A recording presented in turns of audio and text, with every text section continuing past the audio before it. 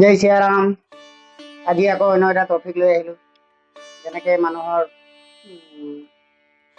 কাল সৰ্পৰ দুখ মানুহে বহুতে শুনিছে চাগে। ইয়াৰ বিষয়ে কাল সৰ্পৰ দুখ কি বস্তু হয়, এইটো কি গ্ৰহৰ প্ৰভাৱ হয়, এইটো চবেই আটাই নাজানে চাগে, গম নাপায়। মই ইয়াৰ বিষয়ে আজি ক'বলৈ ওলাইছোঁ আৰু ইয়াৰ সমাধান আৰু ই হ'লে মানুহৰ জীৱনত কি কি ইয়াৰ নেগেটিভ প্ৰভাৱ কি কি পৰে।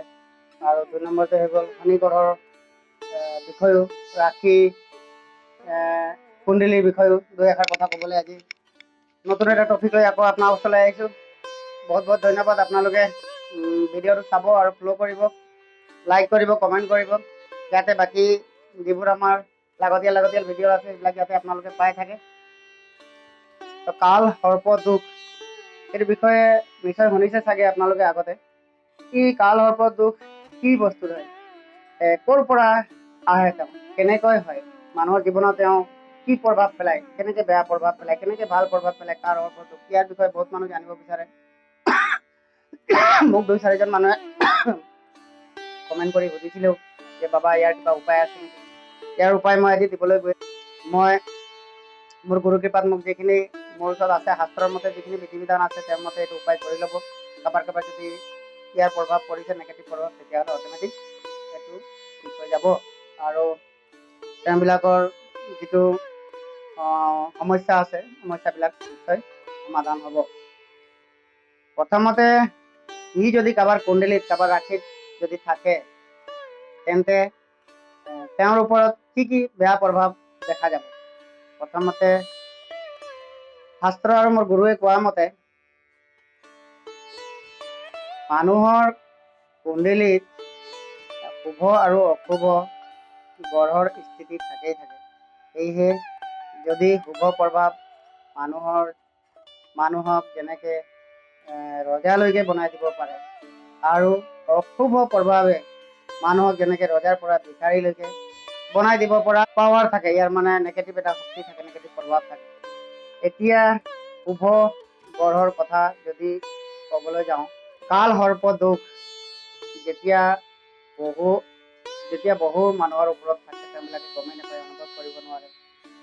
এই বস্তুটো হৈ গ'ল ৰাহু আৰু কেতুৰ মাজত থকা যিটো গ্ৰহৰ প্ৰভাৱ হয়, এই গ্ৰহৰ প্ৰভাৱটোকে কাল সৰ্প দুখ বুলি কোৱা যায়। এতিয়া শাস্ত্ৰৰ মতে, মোৰ গুৰুৱে কোৱা মতে, কাল মানে ৰাহুৰ দৰ্জা দিয়া যায়, আৰু কাল মানে মৃত্যু। কাল মানে কি? কাল মানে এবাৰ মৃত্যু বুজা যায়। আৰু সাপৰ যিটো আছে, সৰ্প যিটো সাপ, সৰ্পৰ হৈ গ'ল কেতু অবিভক্তা পোৱা যায়। যেনেকে মোৰ গুৰুদেৱে কোৱা মতে, ৰাহুক সাপৰ মুখ আৰু কেতুক সাপৰ নেগু বুলি কোৱা যায়। সাপৰ মুখ আৰু নেগু বুলি কোৱা যায় ইহঁতক দুটাক।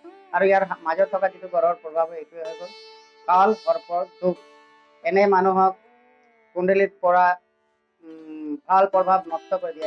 এনে যদি কাৰোবাৰ যদি এইটো কাল সৰ্পৰ দুখ যদি কাৰোবাৰ কুণ্ডলীত কাৰোবাৰ যদি ৰাশিত থাকে, তেনেহ'লে তেওঁ মানে যিটো ভাল প্ৰভাৱ থাকে, এইটো নষ্ট কৰি দিয়ে আৰু তেওঁৰ জীৱনত আৰ্থিক, শাৰীৰিক, মানসিক অশান্তি ভুগিবলগীয়া হৈ যায় আৰু তেওঁ ভোগাই দিয়ে। যদি কাৰোবাৰ কাল সৰ্পৰ দুখ আছে, কেনেকৈ গম পাব? মোৰ গুৰুৱে কোৱা মতে, সপোনত মৃত্যু লোক বাৰে বাৰে যদি দেখা পোৱা যায়, তেতিয়া তেওঁ গম পাব যে মোৰ কাল সৰ্পৰ দুখ আছে। আৰু সাপে খুটা যদি দেখে সপোনত, আৰু বাৰে বাৰে যদি সাপে মানুহৰ গাত যদি বগোৱা দেখে সপোনত, তেতিয়াও সৰ্পৰ দুখ লাগি থাকে। আৰু যদি সৰ্প দুখৰ নিবাৰণ যদি বিচাৰে, তেতিয়াহ'লে মোৰ গুৰুদেৱে কোৱা মতে ইয়াৰ কেইটামান নিবাৰণ আছে, ভালকে মন দি শুনি ল'ব।